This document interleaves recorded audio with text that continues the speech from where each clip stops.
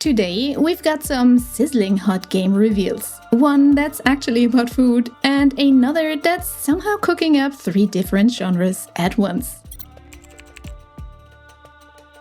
There are plenty of games where you hunt monsters, but how many let you turn them into dinner afterwards? I know, asking the real questions here, right? Elderfeast is a co-op action game that revolves around exactly that. You join a group of explorer chefs hunting cosmic horrors across the galaxy, carving off limbs, organs, and tentacles during combat to fill up your backpack. But the real delicious twist comes afterwards. Every hunt ends in the kitchen, where you combine ingredients into meals that grant powerful buffs for the next expedition. The monsters even interact with each other, allowing you to manipulate the food chain or poison your prey before the fight begins. We can already hear Marcel telling us that eldritch horrors don't belong in a cooking pot. Little does she know.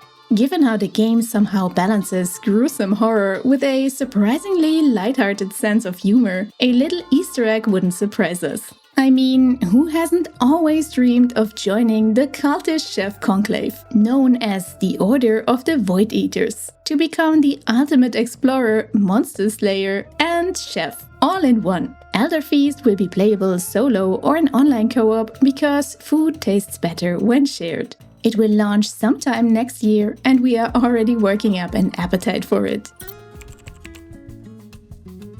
Watching the reveal trailer for this new game called Monster Fantasy was a wild ride. First we thought, yup, this clearly is a Monster Hunter game. Then they sprinkled some creature collection mechanics into the mix. Okay, we get it so far. But by the end of the trailer, the game seemed to have an identity crisis, because it also looks like it wants to be a Fantasy Life or Animal Crossing type game. The conclusion is, although it's listed primarily as an action RPG, this game wants to be a lot of things at the same time. Which doesn't mean it can't. The monster hunting site features more than 50 large monsters. Just like in similar games, breaking their armor or body parts exposes new weak spots during battle. Your character can swap between 4 weapon classes, including sword and shield, bows, and elemental magic. Funnily enough, the mage is basically costing Soul Truck from Freerun. So this is 100%, no discussion needed, the best class in the game.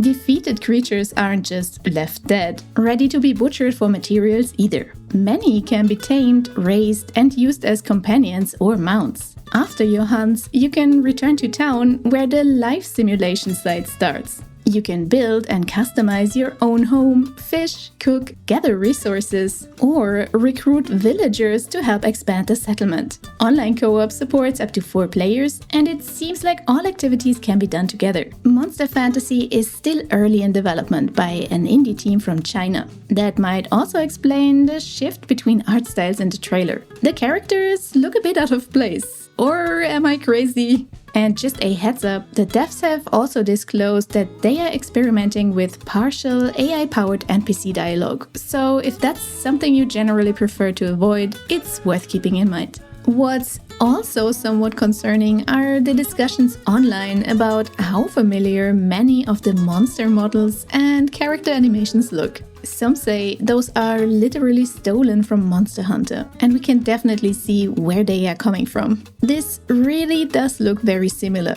Maybe too similar? But what do you guys think? Anyway, we don't have a Steam release date yet, but we'd love to see this genre mix cook a little longer and become a successful game in the end. What if the Y2K bug had actually ended civilization? What do you mean you don't know what the Y2K bug is? Sheesh, younglings. Either way, that's the premise behind MonCraft 199X, a creature collecting survival game that combines monster taming with crafting and base building. Set in an alternate version of the events following the turn of the millennium, humanity is gone, animals have vanished, and strange creatures called Mon have taken their place. Compared to our timeline, pretty neat outcome, eh?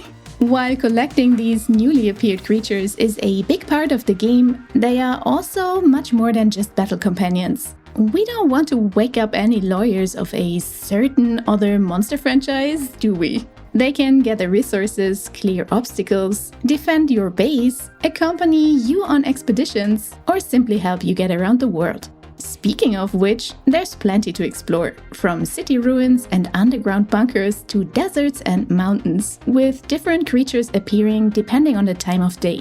As you unlock new mon with unique abilities, previously inaccessible areas gradually open up. Combat also happens in real time, while your own character progresses through gear upgrades and equipable badges that unlock new abilities. The multiplayer supports up to 8 players online, letting you build shared bases, trade creatures, explore and fight together as a group. MonCraft 99X has already been in development for around 8 years and is planned to launch in early access on PC, although a release date has yet to be confirmed.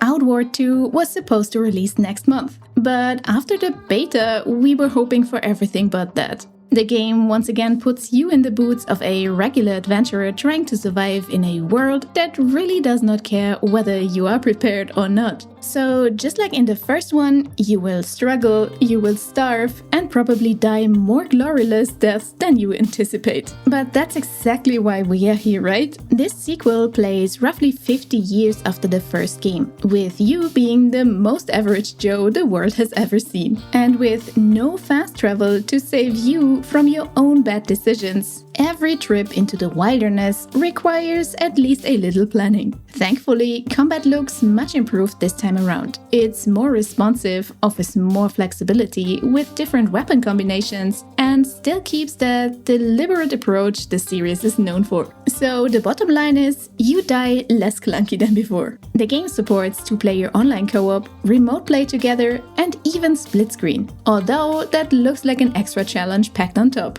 The host-based co-op already worked very well in the beta a few weeks ago, but that's also where things quickly fell apart. Because yes, we played the beta, and no, we didn't think the game was anywhere near a release date yet. There were structures and hitboxes missing, NPCs floating or stuck in the floor, and it generally felt very empty and lifeless. And we're not even judging the beauty of the character creator. That was at the end of May, so we were more than a bit surprised when the developers suddenly announced a release date just a month later in early July. But hey, maybe that was just a super early internal build, similar to what we allegedly got with the Chrono Odyssey beta. Well, apparently no, it wasn't. Because now, just over a week before launch, the developers have decided they need another 6 months, or maybe even a full year to finish the game. Seeing that time frame, we're actually glad they postponed. On June 30th, the new 14th season of Death Awakening is launching in Diablo IV. We effectively had to double check if this was still a crossover with World of Warcraft starring Illidan, but seemingly no, it isn't. The key highlights are rifts that open up across Sanctuary, spawning increasingly more difficult enemies. Additionally, we get a big mythic unique item overhaul and the finalized launch of Tower and leaderboards, with actual rewards. And finally, a major quality of life win arrives. War plans now sync across parties. If you have already completed your Rubber Ducky collection in Arc Raiders, we got a new objective for you. The new Forgotten Relics event scatters collectible relics across every map that can be exchanged for event rewards, but only if you manage to extract with them, of course.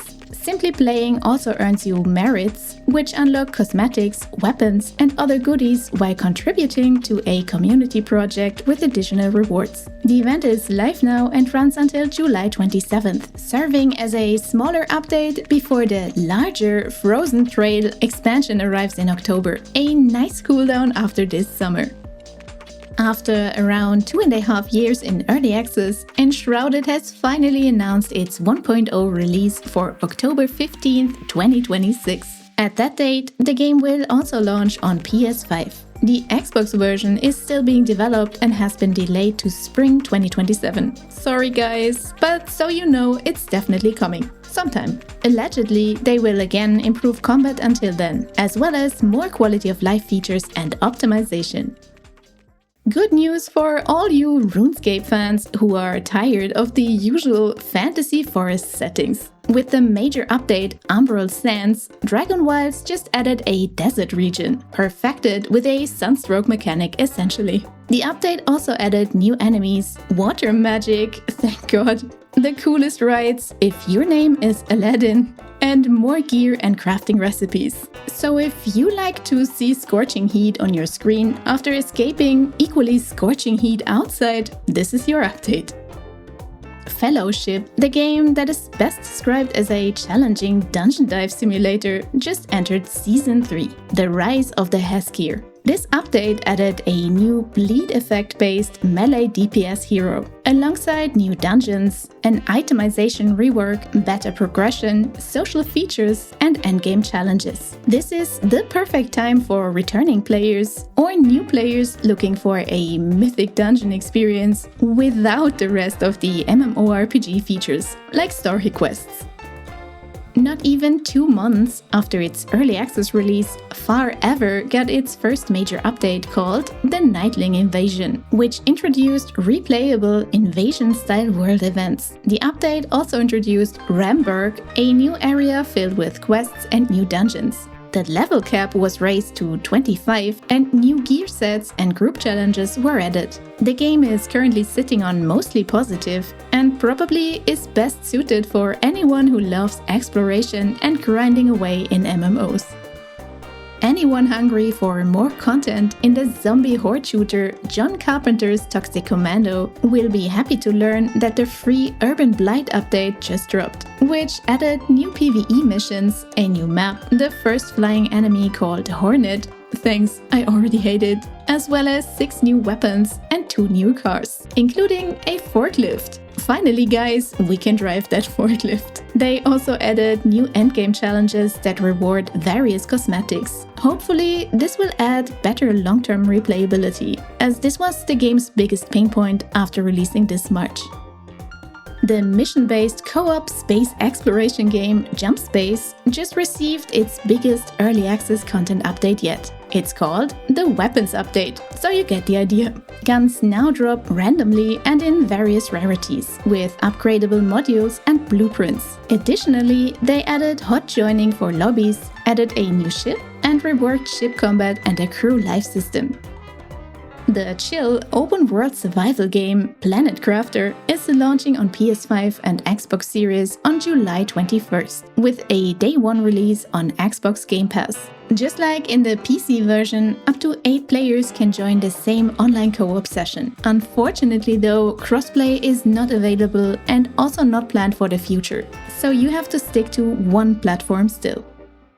But that's all for this week. We hope you have a cool pillow at night and some delicious ice cream during the day with your favorite people. And we'll see you again in the next one.